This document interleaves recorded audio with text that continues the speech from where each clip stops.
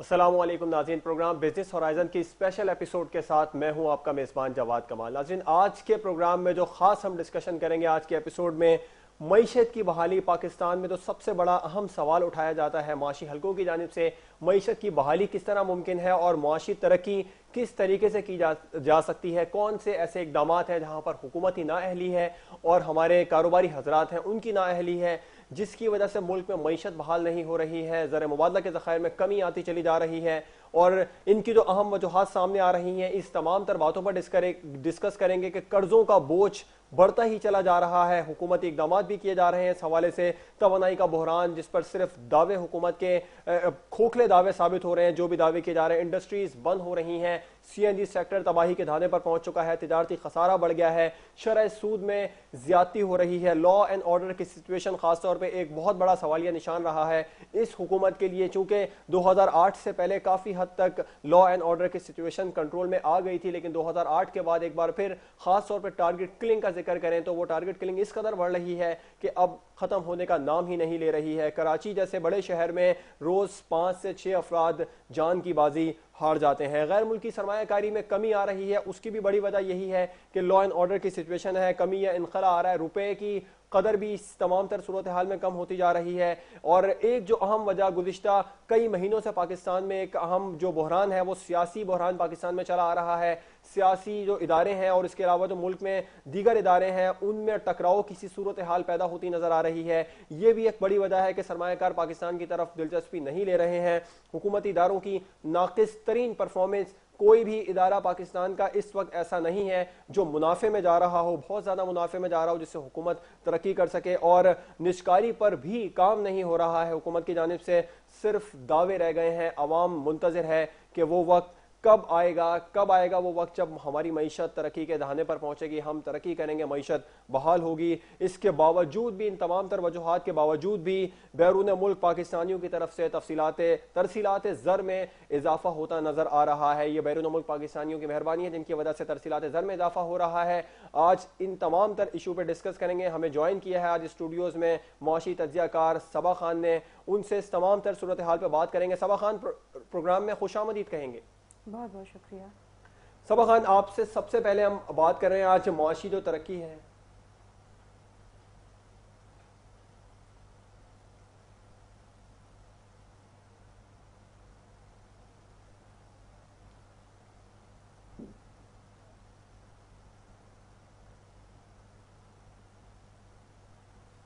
आज हम डिस्कस करेंगे। सबा खान, प्रोग्राम में खुशामदीद कहेंगे आपको। बहुत बहुत शुक्रिया आपका। सबा खान, मुआशी तरक्की के हवाले से डिस्कस करेंगे कि आजकल कहा जा रहा है पाकिस्तान अपनी नाजुक तारीख के नाजुक तरीन मोड़ से गुजर रहा है। हुकूमत के स्कैंडल्स हैं, सुप्रीम कोर्ट के केसेस हैं, अमन अमान की सूरत हाल है, लॉ एंड ऑर्डर की बिगड़ती हुई सूरत हाल है, तवानाई का बहरान है, लेकिन गिरती हुई जो मईशत है उस पर यह बात नहीं की जा सकती है जो वक्त की ज़रूरत है। इस बारे में आप क्या कहेंगी?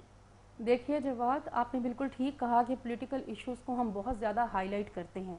बार बार ये देखा जाता है कि कौन सी पार्टी क्या कह रही है, उसने उसका जवाब किस तरीके से दिया। वज़ीर आज़म साहब चेंज हुए तो 4 दिन लग गए एक नए वज़ीर आज़म को आने के लिए। इन सारे इश्यूज़ को हाईलाइट किया जाता है, लेकिन इकॉनमी कहाँ पे जा रही है उसको कोई नहीं देखता। आज इलेक्शंस की बातें की जाती हैं कि जी 1 साल के अंदर इलेक्शन हो जाएगा, 6 माह के अंदर इलेक्शन हो जाएगा, लेकिन इकॉनमी किस तरीके से सिंक कर रही है, इकोनॉमिक एक्टिविटीज़ किस तरह श्रिंक हो गई हैं, इसके बारे में कोई बात नहीं करता। अगर मैं आपको 4 साल का एक ओवरव्यू दूं तो 2007 की जब हम बात करते हैं तो उस वक्त इकोनॉमिक ग्रोथ पाकिस्तान की 7% थी, जो आज 3.7% हो गई है। अगर लार्ज स्केल मैन्युफैक्चरिंग ग्रोथ की बात करते हैं तो 8.8% थी, जो कि अब 1.05% है। सर्विस सेक्टर की ग्रोथ 8% थी, जो हाफ हो गई है, 4% पे आ गई है। एग्रीकल्चर की ग्रोथ 5% थी, जो अब 3% हो गई है। इन्फ्लेशन देखें, महंगाई उस वक्त कितनी थी, 7.9% थी और अब 10.8% है। $1 की वैल्यू क्या थी, 61 रुपए का $1 था और आज हमें ये $95 का नज़र आता है। ट्रेड डेफिसिट पे अगर हम नज़र डालें तो उस वक्त 17% ग्रोथ थी सालाना बुनियादों पर, और आज अगर आप ट्रेड डेफिसिट को देखें तो 37% ट्रेड डेफिसिट हो चुका है। इतना ज़्यादा हमारा तजारती खसारा हो चुका है। अगर आप कर्ज़ों की बात करते हैं, पाकिस्तान के फॉरेन डेट को देखें, जो एक्सटर्नल डेट है हमारा, वो आज से 4 साल पहले ऑलमोस्ट 39 बिलियन डॉलर्स था, जो इस वक्त 60.3 बिलियन डॉलर्स है। ये सारी फिगर्स जो मैं आपको बता रही हूँ ये ऑफिशियल फिगर्स हैं, और हो सकता है कि इससे ज़्यादा ख़राब सिचुएशन इकोनॉमी की हो जो हमारे सामने ना आती हो, जो पब्लिश ना होती हो। ये सारी ऑफिशियल फिगर्स हैं। अब आप देखें हमारी इकोनॉमी कहाँ से कहाँ आ गई, 7% ग्रोथ रेट से 3.7% पे आ गई। इस पे कोई बात नहीं कर रहा, इन प्रॉब्लम से कोई एड्रेस नहीं कर रहा। अगर मैं आज की बात करूं, आप यूरोप की तरफ नज़र डालें तो यूरोजोन क्राइसिस की तरफ जब हम चलते हैं तो स्पेन में देखिए कि वहाँ पे तमाम यूरोपियन ममालिक के लीडर्स मिल रहे हैं, उसके बेल आउट पैकेज के लिए बात की जा रही है।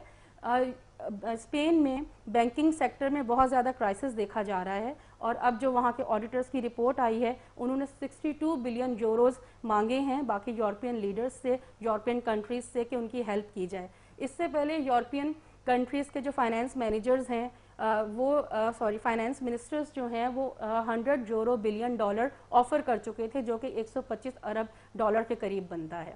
वो ऑफ़र कर चुके थे इनके बेल आउट पैकेज के लिए, और अब इन्होंने ऑफिशियली उनसे मांग लिए हैं। स्पेन के 28 बैंकों की रेटिंग को डाउनग्रेड कर दिया है मूडीज़ ने। अब सारे लीडर्स इकट्ठे हुए हैं कि क्या स्ट्रैटेजी बनाई जाए, किस तरीके से बेल आउट किया जाए स्पेन को, ताकि स्पेन में इकनॉमिक रिवाइवल स्टार्ट हो। अब आप देखें कि एक मुल्क के लिए सारा यूरोप इकट्ठा हो गया।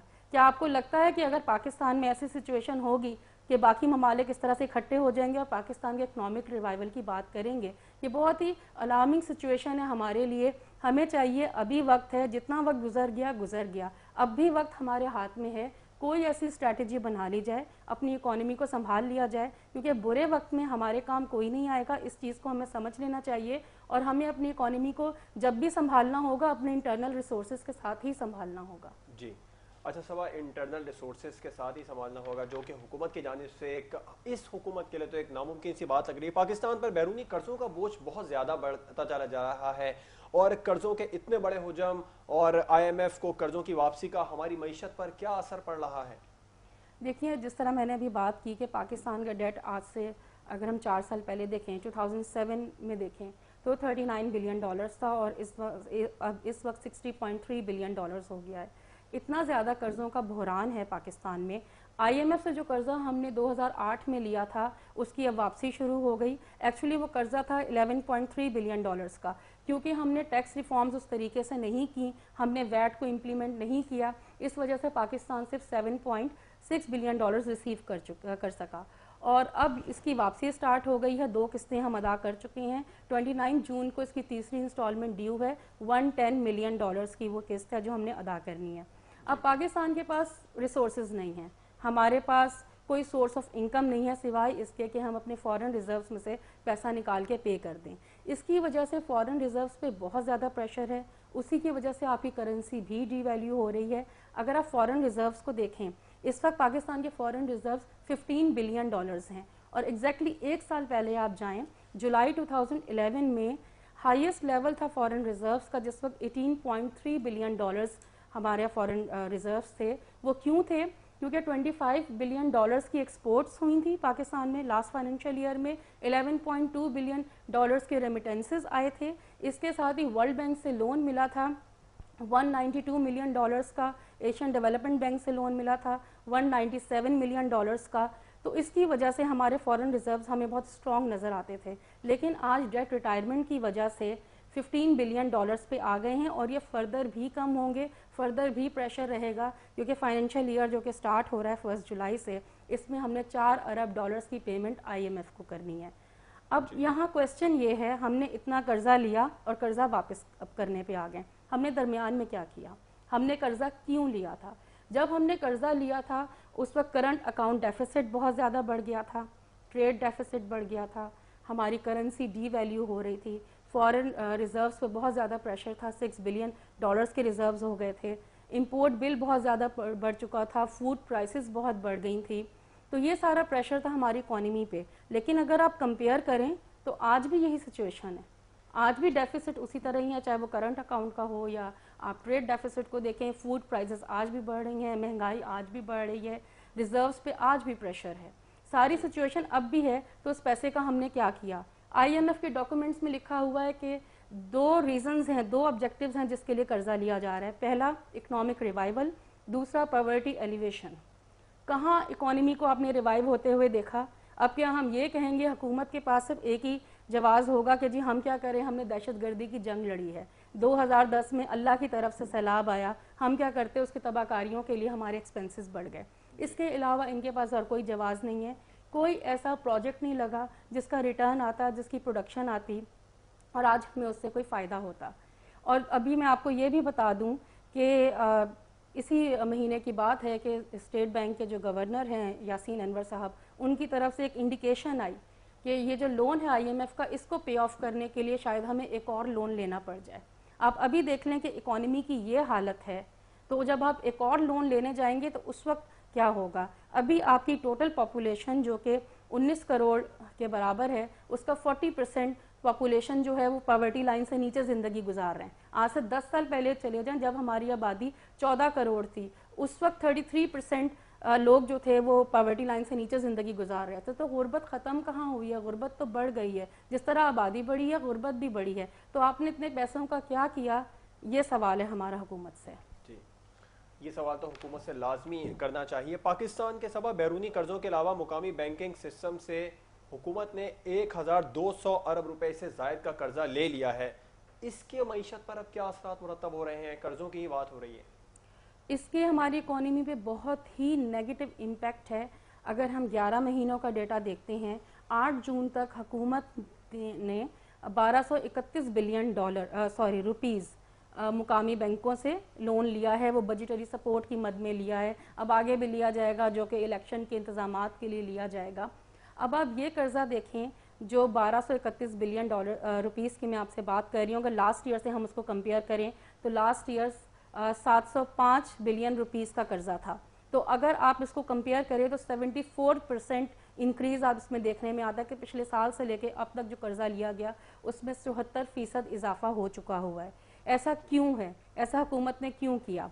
और अभी मई में लास्ट मंथ ये रिपोर्ट आई कि डॉक्टर अब्दुल हफीज़ शेख ने नेशनल असम्बली को इन्फॉर्म किया है कि पिछले पूरे 4 साल में जो इनका टेन्योर है उसके बीच में इन्होंने 1166 बिलियन रुपीज़ के नोट छापे हैं। करेंसी छापी जा रही है, करेंसी छाप के हुकूमत के अखराजात को पूरा किया जा रहा है। उसके नुकसान क्या हैं? करेंसी डीवैल्यू हो रही है, इन्फ्लेशन बढ़ रही है, स्टेट बैंक को बहुत मुश्किल आती है लिक्विडिटी मैनेज करने के लिए शॉर्ट टर्म के लिए। और इसकी वजह से क्या होता है कि जो आपका इंटरेस्ट रेट आपको 12% पे नज़र आ रहा है, इसकी कमी ना होने की एक वजह यह भी है हुकूमत के कर्जे जो वो बैंकों से ले रही है। फिर इसका बहुत ही नेगेटिव इम्पैक्ट जाता है आपके प्राइवेट सेक्टर पे। आपका प्राइवेट बिजनेस बहुत ज़्यादा इफेक्ट हो रहा है। बैंकों के पास इतनी लिक्विडिटी नहीं होती, इतना फाइनेंस नहीं होता कि वो प्राइवेट सेक्टर को दे सके। वैसे ही प्राइवेट सेक्टर इंटरेस्ट रेट की ज़्यादती की वजह से नहीं बैंकों की तरफ आ रहा है, और अगर आते भी हैं तो इनके पास फंड्स की शॉर्टेज होती है। अगर हम एक साल का कंपैरिजन करें कि लास्ट ईयर से अब तक प्राइवेट सेक्टर क्रेडिट में कितनी ग्रोथ हुई है, तो हमें सिर्फ 1.8% ग्रोथ नज़र आती है, जो कि 10 सालों में कम तरीन लेवल है। तो आप यहाँ पे ये देखें कि हमारे प्राइवेट सेक्टर को नहीं पैसे मिल रहे जो कि इकोनॉमिक एक्टिविटी करता है, प्रोडक्शन करता है, और वो सारा पैसा हुकूमत के पास जा रहा है। दूसरी चीज़ जवाब मैं यहाँ पे ये ऐड कर दूँ कि अभी 1 जून को जो बजट अनाउंस किया गया उसका साइज़ आप जानते हैं कि 29 खरब 60 अरब रुपीज़ रखा गया है। तो जब आप इसको देखते हैं, इसमें उन्होंने कहा कि फिस्कल डेफिसिट जो आएगा वो 1185 अरब रुपए का आएगा, और क्लियरली लिखा है कि इसको डोमेस्टिक बोरिंग से पूरा किया जाएगा। इसका मतलब ये कि बैंकों से कर्जा लेने का ये जो ट्रेंड है ये यहाँ रुकेगा नहीं, ये सिलसिला यहाँ पे चलता रहेगा। जी अच्छा, एक सबसे अहम सवाल है कि रोज़ बरोज़ अमरीकी जो डॉलर है उसके मुकाबले में इजाफा होता जा रहा है, रुपए की मिकदार में कमी वाक़ई हो रही है, रुपए की कदर में कमी वाक़ई हो रही है। इसके हमारी मईशत पर क्या असरात मुरतब हो रहे हैं और रुपए की कदर को बेहतर कैसे किया जा सकता है? देखिए, इसको ज़रा मैं आपको काफ़ी डिटेल से बताती हूँ कि रुपए की कदर में कमी क्यों हो रही है और अमेरिकन डॉलर क्यों स्ट्रॉन्ग हो रहा है। अगर हम करंट अकाउंट डेफिसिट इस वक्त चेक करें, पाकिस्तान में 11 महीनों में 3.7 बिलियन डॉलर्स का करंट अकाउंट डेफिसिट है। अगर आप ट्रेड डेफिसिट को देखें तो 19.4 बिलियन डॉलर्स का ट्रेड डेफिसिट है, जो कि पिछले साल की निस्बत 37% ज़्यादा है, 37% زیادہ ہے پچھلے سال کی نسبت, اور اس سال کا ٹارگٹ, پورے سال کا ٹارگٹ حکومت نے رکھا تھا 14.5 بلین ڈالر ٹریڈ ڈیفیسٹ ہوگا, جو کہ ابھی 11 مہینوں میں آپ کے سامنے 19.4 بلین ڈالرز کی صورت میں نظر آ رہا ہے. ایکسپورٹس میں ہماری کمی آ رہی ہے, امپورٹس ہماری بڑھ رہی ہیں, امپورٹ بل بڑھ چکا ہے, ریزروز فال کر رہے ہیں, آپ کی ڈیٹ ریٹائرمنٹ ہے, اور سب سے بڑی بات کہ فورن ڈائریکٹ انویسٹمنٹ پاکستان میں نہیں آ رہی. لاسٹ ایئر سے آپ کمپیئر کریں تو 48% کی کمی ہے, اور اس سال 667 ملین کی آپ کے پاس فورن ڈائریکٹ انویسٹمنٹ آئی ہے. تو یہ ساری سچویشن ہے جب آپ کے ملک میں کوئی ایکسٹرنل سورسز نہیں ہیں, فورن ڈائریکٹ انویسٹمنٹ نہیں آ رہی, آپ کے جتنے فورن اکاؤنٹس ہیں وہ آپ کے لاسز میں جا رہے ہیں, آپ کا ٹریڈ ڈیفیسٹ آ رہا ہے, تو اس کا امپیکٹ پڑے گا آپ کے کرنسی پہ. اور سب سے بڑی بات, جو ہم کرنسی پرنٹ کر رہے ہیں جس کا میں نے ابھی ذکر کیا ہے, ڈیلی بیسس پہ ایک انالیسز ہے کہ 3 سے 4 ارب روپیہ حکومت پرنٹ کر رہی ہے, کرنسی چھاپ رہی ہے, اس کی وجہ سے بھی کرنسی کی ویلیو بہت زیادہ ڈاؤن ہو جاتی ہے. تو یہ ساری ریزنز ہیں, آپ کے ویک میکرو اکنامک انڈیکیٹرز ہیں جس کی وجہ سے آپ کی روپے کی قدر جو ہے وہ کم ہو رہی ہے. اب اس کا رزلٹ کیا ہوتا ہے؟ اس کا رزلٹ سب سے پہلے تو یہ ہوتا ہے کہ آپ کے جو بیلنس آف پیمنٹس ہیں وہ بہت زیادہ اپسیٹ ہو جاتے ہیں, آپ نے جو ڈیٹ پے کرنا ہے اس کی ویلیو بڑھ جاتی ہے, اس کے ساتھ آپ کا امپورٹ بل بڑھ جاتا ہے, آپ جو را مٹیریل, جو مشینری, جو آئل آپ امپورٹ کر رہے ہیں اور وہ انڈسٹری میں یوز ہو رہا ہے, انڈسٹری میں جب اتنے مہنگے ان پٹس جائیں گے تو جو اس کا آؤٹ پٹ آئے گا, جو پروڈکشن آئے گی, اس کی کاسٹ بھی زیادہ ہوگی. جب اس کی پروڈکشن کاسٹ زیادہ ہوگی اور جب وہ پروڈکٹ مارکیٹ میں آئے گا تو ڈیفینیٹلی اس کی کاسٹ اس سے بھی زیادہ ہو جائے گی. اس وجہ سے مہنگائی بڑھتی جا رہی ہے اور مہنگائی پہ آپ کوئی کنٹرول نہیں دیکھ رہے. اب آپ کے اس کویسچن کا جو لاسٹ پارٹ تھا کہ اس کو کنٹرول کس طریقے سے کیا جائے, اس کو دیکھیں ایک شارٹ ٹرم سولوشن تو اس کا یہ ہے کہ آپ کے منی ایکسچینجرز اور آپ کے بینکرز جو اس میں انوالو ہیں, اسپیکولیشن بھی ڈالر کی جاتی ہے, ڈالر کی آرٹیفیشل ڈیمانڈ کریٹ کی جاتی ہے. سب سے پہلے تو آپ شارٹ ٹرم میں اس کو کنٹرول کریں, اس کے بعد آپ امپورٹس پہ چیک رکھیں. ہمیں وہ امپورٹس نہیں چاہیے جن کے لوکل سبسٹیٹیوٹس پاکستان میں موجود ہیں, جو بہت نیسیسری امپورٹس ہیں آپ اس کو کریں, امپورٹس کو کلیئرلی کٹ کر دیں, مہنگائی کو کنٹرول کریں, مہنگائی کو کیپ کر دیں. باقی بات آتی ہے ایکسپورٹس کی. اس سارے ہم نے ابھی تک ساری نیگیٹو باتیں ڈسکس کی. ڈی ویلیویشن کا جو سب سے پلس پوائنٹ ہوتا ہے وہ ہوتا ہے کہ آپ کی ایکسپورٹس اٹریکٹیو ہو جاتی ہیں, آپ کی ایکسپورٹس مارکیٹ میں چیپ ہو جاتی ہیں انٹرنیشنل مارکیٹ میں, اور فارنرز کے لیے اس میں اٹریکشن آ جاتی ہے. آلدو انرجی کرائسس ہیں ہمارے ملک میں, گلوبل فائنینشیل کرائسس ہیں, ایکسپورٹس کی ڈیمانڈ پوری دنیا میں کم ہو گئی ہوئی ہے, لیکن پھر بھی آپ اس کی قیمت کو کم کر کے, اس کو چیپ کر کے کمپیٹ کر سکتے ہیں انٹرنیشنل مارکیٹ میں. آپ کے جو کمپیٹیٹرز ہیں, انڈیا ہے, چائنا ہے, آپ بنگلہ دیش ہے, آپ اس سے کمپیٹ کر سکتے ہیں, اب لو پرائس کے ساتھ اپنے پروڈکٹ کو لے جا سکتے ہیں, اس سے آپ کا ایکسپورٹ والیوم بڑھے گا. جب تک ہمارے ملک میں فارن ایکسچینج نہیں آئے گا, ایکسپورٹس نہیں بڑھیں گی, یہاں پہ آپ بہتری نہیں دیکھ سکتے. میں آپ کو 2 کیس اسٹڈی دوں گی بہت بریفلی.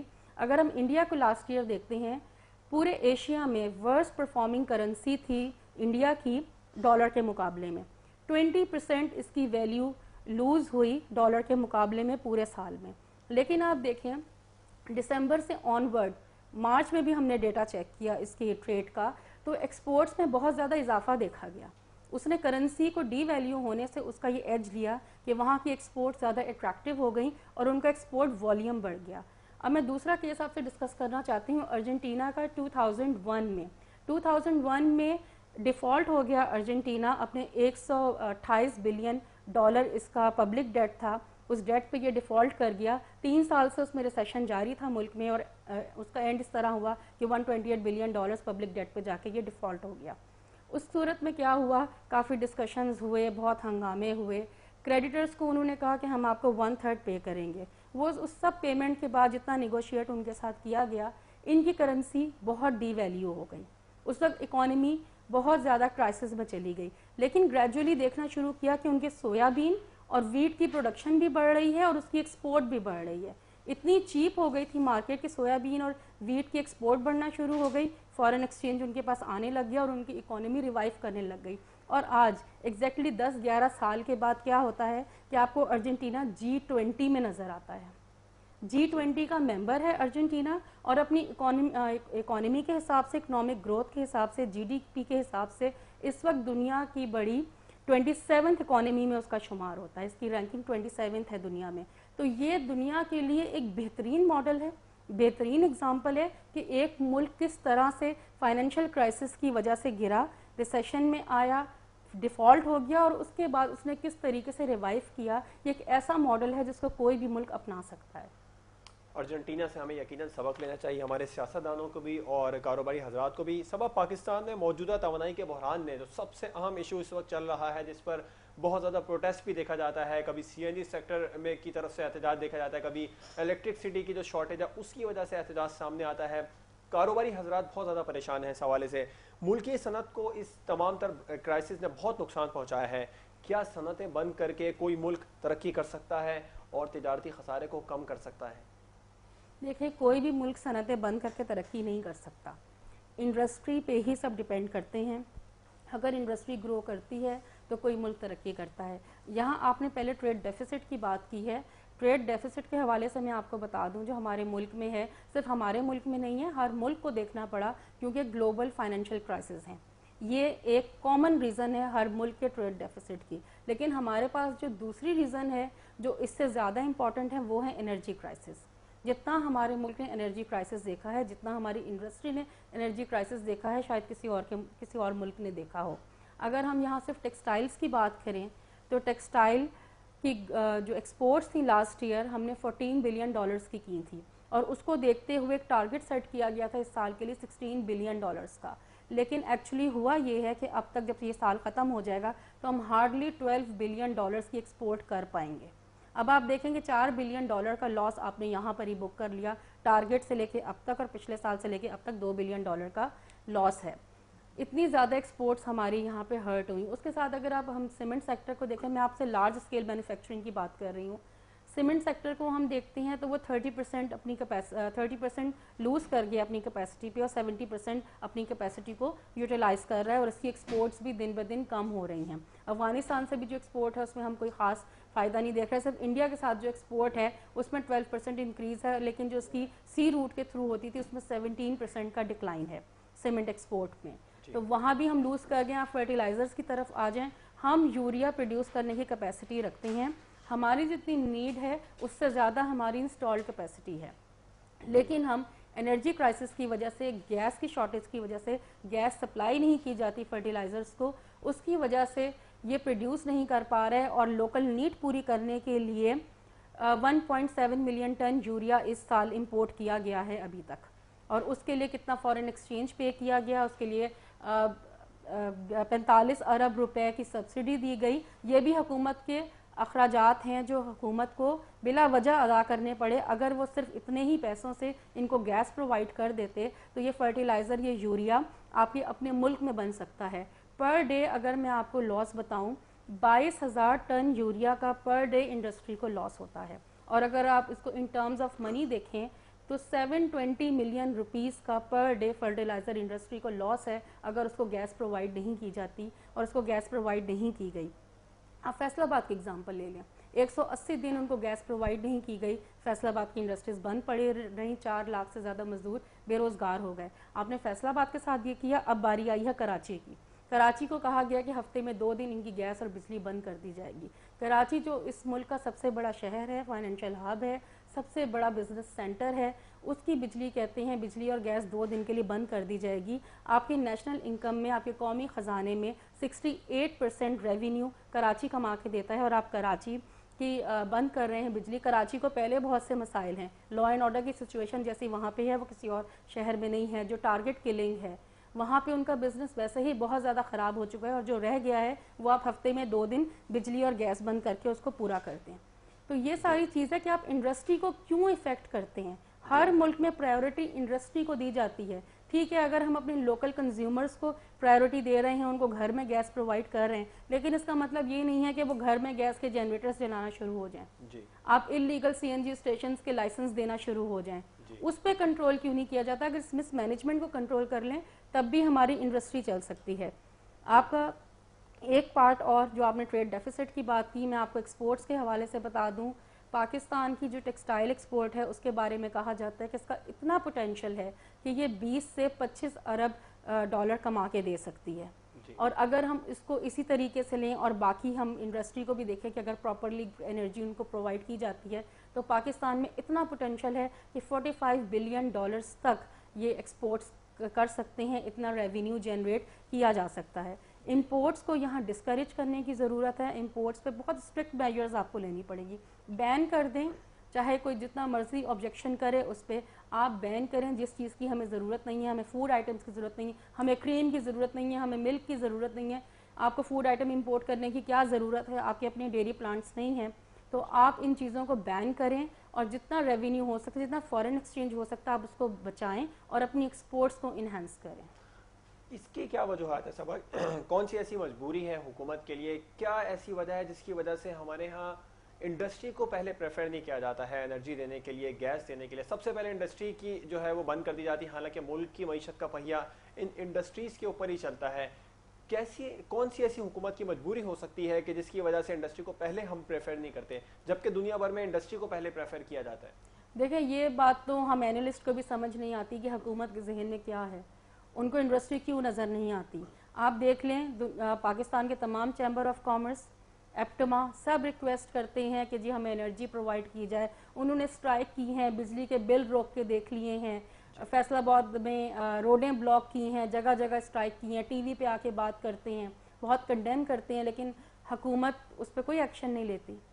پتہ نہیں حکومت کے ذہن میں کیا ہے, یا ان کو اس چیز کی سمجھ نہیں ہے, یا یہ کرنا نہیں چاہتے.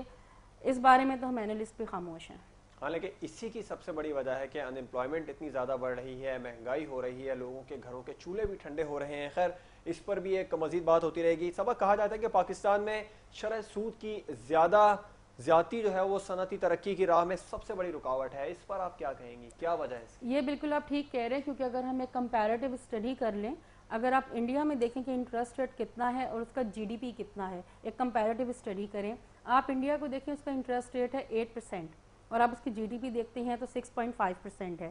پھر ہم چائنا کو دیکھتے ہیں, چائنا نے ابھی 7 جون کو اپنے انٹرسٹ ریٹ میں کمی کی اور 2008 کے بعد سے اس نے کمی کی, صرف اس لیے کہ گلوبل کرائسس ہیں, تو اپنے ایکسپورٹس بڑھانے کے لیے ہمیں یہاں پہ انٹرسٹ ریٹ میں کمی کرنی پڑے گی. اس کا 6.31% انٹرسٹ ریٹ ہے, 6.31%. اور اگر آپ جی ڈی پی اس کی دیکھتے ہیں تو اس سال 7.5% اس کی جی ڈی پی ایکسپیکٹڈ ہے. پھر آپ سری لنکا کو دیکھیں, 7.75% ان کا انٹرسٹ ریٹ ہے اور 7.5% ان کی جی ڈی پی ہے. بنگلہ دیش کو دیکھیں, 7.75% ان کا انٹرسٹ ریٹ ہے اور 5.9% ان کی جی ڈی پی ہے. اب ہم آتے ہیں پاکستان پہ. پاکستان میں انٹرسٹ ریٹ ہے 12% اور جی ڈی پی ہے 3.7%. اب آپ یہاں سے اندازہ لگا لیں کہ ایشیا میں سب سے زیادہ انٹرسٹ ریٹ ہے پاکستان کا اور سب سے کم اکنامک گروتھ ہے پاکستان کی.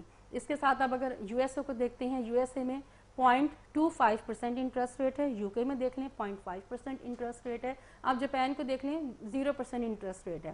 وہ چیز جو ہمیں اسلام سکھاتا ہے, interest free banking, interest free business, وہ جاپان نے کیا, ہم نے نہیں فالو کیا. اور جب سے جاپان نے اپنے انٹرسٹ ریٹ کو 0% کر دیا, وہاں اکنامک ایکٹیویٹی بہت زیادہ بڑھ گئی.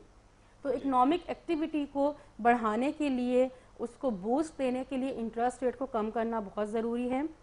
انڈسٹری کو لون نہیں ملتے, انڈسٹری ہائی ریٹس کی وجہ سے نہیں جاتی بینکوں کے پاس. ایپٹما نے بارہا حکومت کو کہا ہے کہ آپ انٹرسٹ ریٹس میں کمی کریں تاکہ ہماری پروڈکشن اچھی ہو سکے, پروڈکشن کاسٹ کم ہو سکے اور ہم انٹرنیشنل مارکیٹ میں کمپیٹ کر سکیں, لیکن اس پہ کوئی دھیان نہیں دیا گیا. اگر آپ یہ دیکھیں کہ انٹرسٹ ریٹ کم کرنے سے کیا فائدہ ہوتا ہے, انٹرسٹ ریٹ کم کرنے سے ایک انڈسٹری نئے پروجیکٹس لگاتی ہے, اس پروجیکٹس کے لیے نئی جابس کریٹ ہوتی ہیں, ان امپلائمنٹ میں کمی آتی ہے. جب ان امپلائمنٹ میں کمی آئے گی تو پاورٹی میں بھی کمی آئے گی, غربت میں بھی کمی آئے گی. تو یہ بات آپ ذہن میں رکھیں کہ جب تک ہمارا انٹرسٹ ریٹ سنگل ڈیجٹ پہ نہیں آئے گا, ہم لوگ ترقی نہیں کر سکتے, ہماری انڈسٹریل ڈیولپمنٹ نہیں ہوگی. اس لیے بہت ضروری ہے کہ اس کو سنگل ڈیجٹ پہ لایا جائے. جی اچھا صاحبہ, ایک سب سے اہم سوال ہے کہ بھارت کے ساتھ تجارت کرنے کی باتیں کی جا رہی ہیں حکومت کی جانب سے تاکہ پاکستان کی معیشت میں بہتری آ سکے. کیا بھارت کے ساتھ تجارت کر کے ہماری معیشت میں بہتری آ سکتی ہے؟ دیکھیے, میں تو اس پہ اتنا بلیو نہیں کرتی. ذرا کا کچھ ڈیٹا میں آپ کو بتا دیتی ہوں کہ 7 مئی کو لاہور میں ایک اکنامک کانفرنس کی گئی جس میں انڈیا اور پاکستان کے جتنے بھی فائنینس سے ریلیٹڈ لوگ تھے, بڑی پرسنالٹیز تھیں, بزنس ٹائکون تھے, سب آئے, انہوں نے آپس میں ڈسکشن کیا, بہت گروتھ دیکھی گئی, بہت پوٹینشیل کی باتیں ہوئیں. اگر کرنٹلی ہم بات کریں کہ پاکستان اور انڈیا کا ٹریڈنگ والیوم کتنا ہے تو $2.5 بلین ہے, اور اتنا پوٹینشیل دیکھا گیا یا دکھایا گیا کہ اگلے 5 سال میں یہ آپ 10 سے 12 بلین ڈالر کے ٹریڈنگ والیوم دیکھ سکتے ہیں دونوں ملکوں کے بیچ میں, اور اگر یہ ٹرینڈ کنٹینیو کرتا ہے تو اگلے 10 سال میں آپ 25 سے 30 بلین ڈالر تک ٹریڈنگ والیوم دیکھ لیں گے. اس کے ساتھ ہی ورلڈ بینک نے بھی اپنی رپورٹ دے دی کہ اگر ہم اس میں ٹریڈ جو بیریئرز ہیں ان کو ریموو کر دیں تو آپ پاکستان کی جو پاکستان اینڈ انڈیا کی پر اینم جو ٹریڈنگ والیوم ہوگا وہ $9 بلین تک بھی جا سکتا ہے پر اینم. تو یہ سارا پوٹینشیل دکھایا گیا اور بتایا گیا کہ جو ریجنل ٹریڈ کو آپ بہت زیادہ پروموٹ کریں, ریجنل بلاک اسٹرانگ ہونے چاہیے. ہم اس چیز پہ بلیو کرتے ہیں کہ آپ کے ریجنل ٹریڈ ہونی چاہیے, آپ کے ریجنل بلاکس جو ہیں وہ اسٹرانگ ہونے چاہیے. لیکن پاکستان نے اب یہ سوچنا ہے کہ کیا وہ برابری کے لیول پہ بیٹھ کے ٹریڈ کر سکتا ہے. یہاں ہمارا کوسچن یہ ہے. اب ایکول بیسس پہ ٹریڈ کرنا بہت مشکل ہے. جو ہمارا ڈاؤٹ ہے وہ یہ کہ انڈیا کے لیے ہم ایک ٹریڈنگ پلیس بن جائیں گے, انڈیا آئے گا, اپنا مال یہاں پہ بیچے گا اور چلا جائے گا, اور ہم اس کے لیے ایک ٹریڈنگ مارکیٹ ہوں گے, اور پاکستان کو اس میں بہت کم بینیفٹ ہوگا. آپ اسی سے اندازہ لگا لیں کہ ابھی پیپر ورک کمپلیٹ ہے انڈیا سے 500 میگا واٹ بجلی امپورٹ کرنے کے لیے. انڈین ہائی کمیشن نے اس کے بارے میں بتایا ہے کہ یہاں پہ ڈاکومنٹس کمپلیٹ ہیں, کچھ پیٹرولیم پروڈکٹس بھی پاکستان کو بھیجے جائیں گے. اب ہم انرجی کرائسس جو اس وقت ہمارا سب سے بڑا مسئلہ ہے اس کے لیے ہم ڈیپینڈ کر رہے ہیں انڈیا پہ. انڈیا ہمارا پانی روکے گا, وہاں پہ ڈیم بنائے گا, وہیں سے ہمیں بجلی پرووائڈ کرے گا, اور ہم انڈیا کی طرف دیکھیں گے, اور جہاں کوئی چھوٹا سا کرائسس آیا, ہمارے ساتھ تو پوری ایک ہسٹری ہے, ہمارے اتنے تلخ ان کے ساتھ ایکسپیرینسز ہیں, اس کے باوجود ہم ان کی طرف دیکھ رہے ہیں. جہاں ذرا سا مسئلہ آیا ہماری یہ ساری امپورٹ رک جائے گی, آپ کی بجلی بھی رک جائے گی, آپ کے پیٹرولیم پروڈکٹس بھی رک جائیں گے. تو کیا آپ اس کے لیے انڈیا بھی ڈیپینڈ کر سکتے ہیں؟ اور جو ہمارے پاس اتنے کول کے ذخائر ہیں, الٹرنیٹیو ریسورسز ہیں انرجی کی, ہم نے اس کا کیا کرنا ہے؟ کیا ہم نے اسے ریزرو میں رکھے رہنا ہے پاکستان کے لیے, کہ ہم نے اس کو یوٹیلائز بھی کرنا ہے؟ یہاں پہ امپورٹنٹ چیز آپ یہ دیکھیں کہ جب آپ کو پتہ ہوگا کہ پاکستان کے لیے جی ایس پی اسٹیٹس کی بات چل رہی ہے, یورپین یونین نے میں چل رہی ہے, وہاں پہ اسے ورلڈ ٹریڈ آرگنائزیشن نے اپروو کر دیا, اب یورپین یونین بھی آلموسٹ اس کو اپروو کر چکی ہے. جب وہاں پہ یہ بات آئی کہ پاکستان کے 75 پروڈکٹس ایسے ہیں جن کو یورپین یونین میں فری ایکسیس مل جائے, ڈیوٹی فری ایکسیس مل جائے, تو جو سب سے پہلے جن ملکوں نے آبجیکشن کیا, آپ ان کے نام سننا چاہیں گے؟ اس میں انڈیا اور بنگلہ دیش تھے, اور اس کے ساتھ یورپین ممالک تھے. تو جی آپ انہی ممالک کے ساتھ, انہی پہ آپ ڈیپینڈ کر رہے ہیں, انہی کو اپنا ٹریڈنگ پارٹنر بنانے جا رہے ہیں, جو کہ باہر کے ملک میں آبجیکشن لگاتے ہیں. اس کے بعد وہ آبجیکشن ریموو کیا گیا, پھر کوشش کی گئی کہ جو 75 آئٹمس ہے اس میں سے وہ آئٹم جن کی ایکسپورٹ سب سے زیادہ ہے اس کو ایکسکلوڈ کر دیا جائے. بہرحال وہ ابھی 75 آئٹمز ابھی ہیں, کیونکہ ان کی طرف سے یہ کہا جا رہا ہے کہ اگر پاکستان میں چائلڈ لیبر انہیں نظر آئی تو پرابلم ہو جائے گی, پھر وہ اس کو اسٹیٹس نہیں دیں گے. اور دوسرا یہ کہ انرجی کرائسس کو کنٹرول کیا جائے. لیکن یہاں ہم انڈیا کے رویے کی بات کر رہے ہیں کہ انڈیا نے باہر کس طرح کا رویہ پاکستان کے ساتھ دکھایا, اور ہم کیا رویہ دکھانا چاہ رہے ہیں کہ انڈیا کی امپورٹس کی جو ایک نیگیٹو لسٹ پاکستان نے تیار کی تھی, انڈیا کا اس پہ بہت زیادہ زور دے رہے تھے کہ جو اس لسٹ کو ختم کیا جائے, مطلب ہم انڈیا کے میکسیمم آئٹمس کو امپورٹ کریں. اب اس وقت جو چیز ہمارے سامنے آ رہی ہے کہ جو نیگیٹو لسٹ ہے اس کو 30% ریڈیوس کر دیا جائے گا. مطلب یہ کہ ہم اپنی مارکیٹ دے رہے ہیں انڈیا کی امپورٹس کے لیے, ہم ایک آفر کر رہے ہیں کہ آپ انڈیا آئے اور اپنے پروڈکٹس کو یہاں سے بیچیں اور یہاں سے پیسہ لے کر چلا جائے. تو اس میں پاکستان کو کتنا بینیفٹ ہوگا یہ چیز دیکھنی چاہیے. اس لیے ہم بہت زیادہ ایگری نہیں کرتے کہ انڈیا کے ساتھ ٹریڈ کر کے پاکستان کو کوئی فائدہ ہوگا. اس سے بہتر ہے پاکستان چائنا میں جا کے ٹریڈ کرے. چائنا پاکستان کے لیے ایک بہت بڑی مارکیٹ ثابت ہو سکتی ہے, تو انڈیا سے بیٹر آپشن پاکستان کے لیے چائنا ہے. ٹھیک ہے, اس پر شدید احتجاج بھی سامنے آ رہا ہے اپوزیشن جماعتوں کی جانب سے بھی, اور عوام کی جانب سے بھی رد عمل سامنے آیا تھا کہ بھارت کے ساتھ تجارت نہیں ہونی چاہیے، اس میں بھارت کا ہی ایک طرفہ فائدہ ہے. معاشی تجزیہ کار ہیں وہ بھی یہی کہتے رہے ہیں کہ بھارت کے ساتھ تجارت نہیں ہونی چاہیے. لیکن نہ جانے وہی بات ہے، اب سے کچھ دیر پہلے بھی آپ نے کہا تھا کہ تجزیہ کاروں کو یہ بات سمجھ نہیں آتی ہے کہ حکومت اس طرح کے اقدامات آخر کیوں کرتی ہے جو کاروباری حضرات کے لیے بھی نقصان دہ ہوں، ملک کے لیے بھی نقصان دہ ہوں. اب جس طرح انڈیا سے تجارت کی بات ہو رہی ہے، اس میں اب سے کچھ دیر پہلے جیسا کہ آپ نے کہا کہ بھارت آئے گا اور یہاں پر اپنا سامان مال بیچے گا اور چلا جائے گا، اس میں الٹیمیٹلی فائدہ بھارت کا ہی ہے. ناظرین، آج ہم ڈسکشن کر رہے تھے پروگرام پہ کہ پاکستان میں معیشت کی جو بحالی ہے وہ کس طریقے سے ہوگی اور معاشی ترقی کس طریقے سے پاکستان میں ممکن ہے. ابھی بہت سارے سوالات باقی ہیں. اس پروگرام کو آج یہیں سے ختم کرتے ہیں اور دوبارہ یہیں سے شروع کریں گے جہاں سے پروگرام ختم کر رہے ہیں. اگلے پروگرام میں آپ کو بتائیں گے کہ معیشت میں بہتری لانے اور ترقی کی راہ پر گامزن کرنے کے لیے حکومت کو کیا اقدامات کرنے چاہیے. اجازت دیجیے، اللہ حافظ.